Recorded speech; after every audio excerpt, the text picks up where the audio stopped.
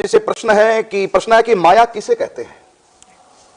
ये माया किसी महिला का नाम है? कोई ऐसी कोई देवी है माया जो सबको नचाती है, या ये जड़ प्रकृति है, ये प्रकृति इसको माया कहते हैं? माया क्या है, इसके ऊपर थोड़ा सा आप। जी, सर्वप्रथम पूज्य श्री महाराज जी के चरणों में साष्टांग दंडवत प्रणाम। यही प्रश्न पंचवटी में जब ठाकुर जी बैठे थे तो लक्ष्मण जी प्रश्न किए, तो उसमें यही प्रश्न, एक ये भी प्रश्न था जो माया किसे कहते हैं। तो राम जी उत्तर दे रहे हैं, गो गोचर जहाँ लगमन जाई सो सब माया जानो भाई। और एक और चौपाई बोले, मैं और मोर तोड़ तय माया जई बस किन्ने जीव निकाया। यानी गो गोचर जहाँ लगमन जाई, जो भी हम गो यानी इंद्रियां, गो बोलते इंद्रियों को, इंद्रियों से, पांचों इंद्रियों से जो भी अनुभव करते हैं, जो भी अनुभव कर रहे हैं, हम जो भी कुछ सुन रहे हैं, या मन से भी, जहां तक मन जा रहा है, गो गोचर जहां लग मन जाए, जहां तक मन की सोच है, जी जी, सो सब माया जानो भाई। अर्थात मन माया के उस पार नहीं जा सकता, नहीं जा सकता। इसलिए भगवान के नाम है अगोचर। जी जी, यानी हम जो कुछ भी चिंतन कर सकते हैं, कुछ भी करेंगे, माया का ही करेंगे, माया से पार जा जी जी, माया के पार जा ही नहीं सकता। हम जो भी कुछ, जैसे 5 इंद्रियां हैं, पांचों इंद्रियां से आप कुछ भी अनुभव कर रहे हैं, जैसे कान से श्रवण कर रहे हैं, तो जो भी कुछ श्रवण कर रहे हैं आप, वो सब माया है। अच्छा, ये माया आपने बताया बहुत अच्छा है कि वो सब माया है जी। अब जो भगवान के साक्षात दर्शन करते हैं जी, कहा ना कि गो गोचर जहां लग मन जाई सो सब माया जानो भाई। तो आंखों से जो देखेंगे माया, कानों से सुन रहे माइक शब्द है, सूंघ रहे माइक गंध है, पृथ्वी का गुण है, जी, स्पर्श कर रहे माइक गंध है, माइक स्पर्श है, ये वायु का गुण है, शब्द आकाश का गुण है, पंच तत्व। जी जी, तो ये सृष्टि में हम 5 इंद्रियों से जो भी अनुभव करें, सृष्टि के माया के कर रहे हैं। आपने जैसे कहा, राम जी कहते हैं गो गोचर जहां लग मन जाई सो सब माया जानो भाई। तो हम जो दर्शन करते हैं भगवान के इन आंखों से, कानों से बंसी सुनते हैं, उनके अंगों के दिव्य सुगंध सूंघते हैं, उनका आलिंगन भी करते हैं तो स्पर्श हो गया, भी होता है, उनकी शीत प्रसादी लेते हैं, स्वाद भी आता है उनका सुख का। तो ये क्या फिर, ये चौपाई कुछ और कह रही है कि सब माया है, और भक्त मार कहते हैं नहीं सब भगवान है, माया नहीं। अब ये थोड़ा सामंजस्य बैठाएंगे इसका। जी जी, बिल्कुल। गीता जी में आया है, जब विराट रूप ठाकुर जी जब दर्शन करने की इच्छा की, आप मुझको वो रूप दिखाइए, तो ठाकुर जी स्पष्ट मना कर दिए, तो मेरे उस रूप को नहीं देख सकते। तो फिर कैसे दर्शन? माया कोई देख सकता, माया कोई देख सकता, माया के उस पार झांक ही नहीं सकते। तो उस समय बोले, दिव्यम ददामी ते चक्षु पश्या में योगमयश्वरम, यानी तुमको मैं दिव्य चक्षु दूंगा। तो कुछ भी हम ठाकुर जी को जो हम श्रवण करते हैं, देखते हैं, वो दिव्य इंद्रियों से उनका श्रवण अनुभव करते हैं। बिल्कुल बिल्कुल ठीक कहा। तो आंखों से जब हम ठाकुर जी के दर्शन करेंगे, कानों से उनकी बंसी सुनेंगे, मुख से उनके शीत प्रसाद लेंगे, सही से स्पर्श आलिंगन करेंगे, नासिका से अंग सुगंध हम जब घ्राण इंद्रिय से लेंगे, तो उस समय दरअसल 5 इंद्रियां ये नहीं रहती। ददामी बुद्धि योगम तम तेन मामू पयांति ते जी। तो उसको मैं बुद्धि योग देता हूं, उसको मैं दिव्य दृष्टि देता हूं, दिव्य कर्ण देता हूं, दिव्य नासिका देता हूं, दिव्य रसना देता हूं, दिव्य स्पर्श, उसके देह को मैं थोड़ी देर के लिए दिव्य बना देता हूं। ये जो मन बुद्धि है, ये उसका रहता ही नहीं।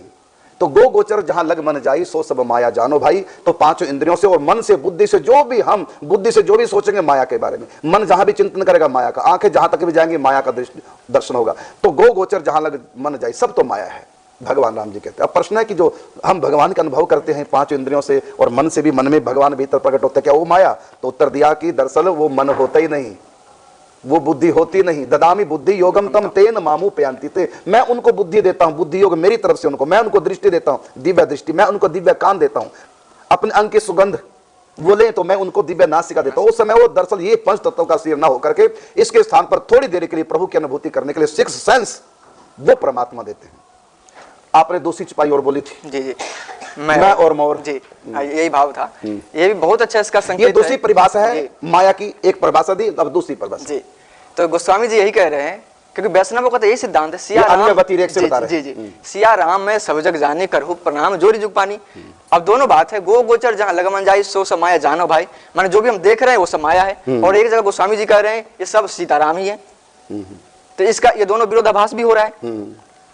तो इसका सामंजस्य कर रहे हैं गोस्वामी जी उसमें, मैं और मोर तोड़ तय माया। यानी हम जब ये वस्तु वास्तव में श्री कृष्ण, सब कुछ श्री कृष्ण है, लेकिन जब इसको हम अपना मान लेते हैं, मोह बस जब अपना मान लेते हैं, ये मेरा है और वो पराया है, ये मेरा ये तेरा है, जैसे ये भाव आ जाता है तो ये ठाकुर जी न रह के ये माया का रूप ले लेती है, माने माया है तब। और जब इसमें हम केवल भगवत भाव करेंगे तो उस समय ये साक्षात ठाकुर जी है।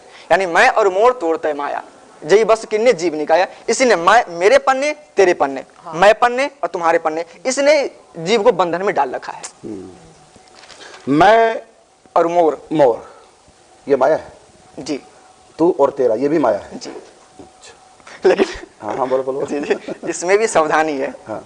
जैसे अभी पहले भी बात चली, जैसे देखना, मैं आत्मा, ये तो मैं, मोर, मोर का मतलब भगवान मेरे, जी, जी, मेरे तो गिरधर, जी, जी, जी। मैं और मेरा ये माया है? नहीं, ये तो माया। मीरा के पास है कि मैं सखी हूँ जी। और कृष्ण मेरा है, मेरे तो तो। मैं और मेरा तो मीरा के पास भी है। जी, जी। मैं और मेरा तो गोपियों के पास भी है। क्या ये माया है? जी हाँ, ये इसी का उत्तर भी देंगे पिछले ही वाक्य से। जैसा कि कहा, जो भी आंखों से देखते हैं वो माया है, लेकिन देखा तो अर्जुन ने भी, लेकिन वो किसने देखा? दिव्य चक्षु से देखा।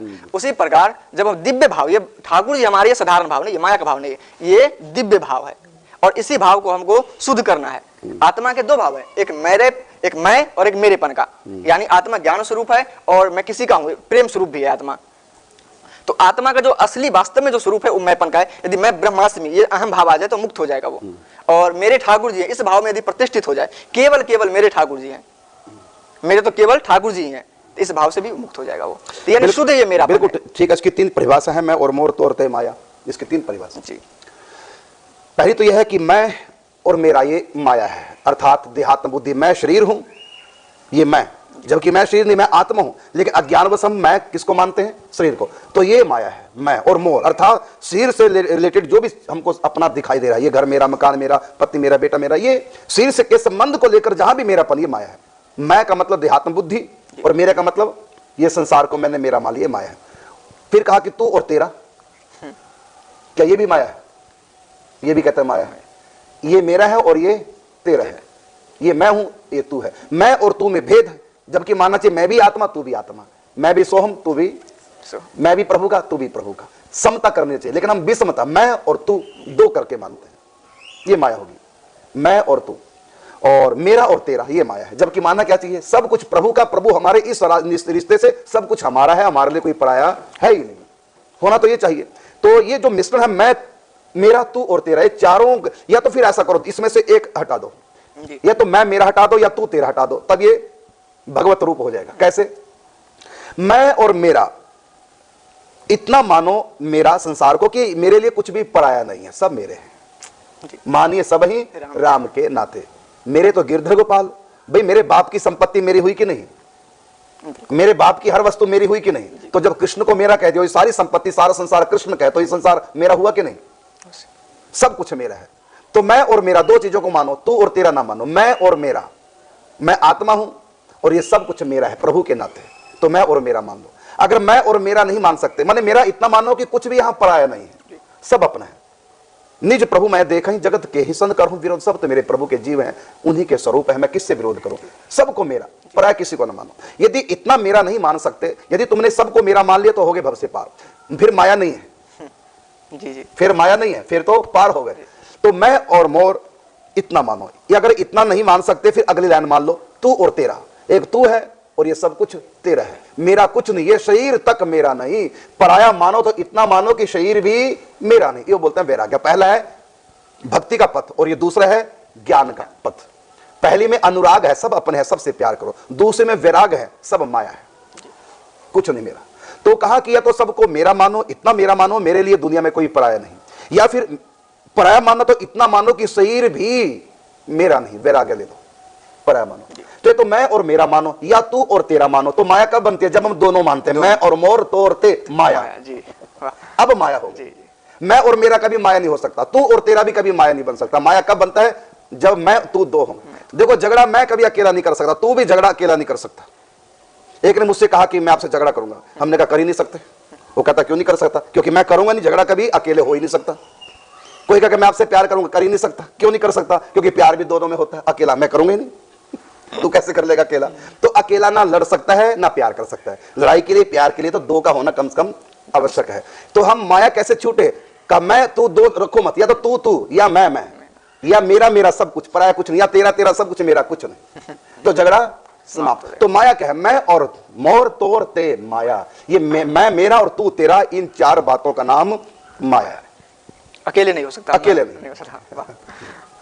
तो इसलिए भगवान ने कहा कि मैं मेरा और तू तेरा, इनका नाम माया। गोस्वामी तुलसीदास जी, इन दोनों में से एक को हटा दो तो माया खत्म। या मैं मेरे को हटा दो या तू तेरे को हटा दो, दोनों चलेंगे तो माया अपना काम करेगी। तो यही